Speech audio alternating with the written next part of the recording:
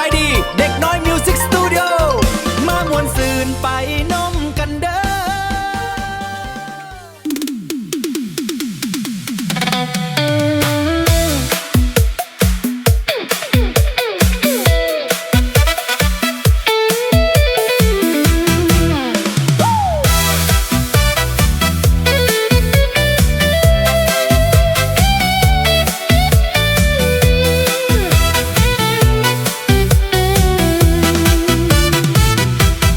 คนเขาสา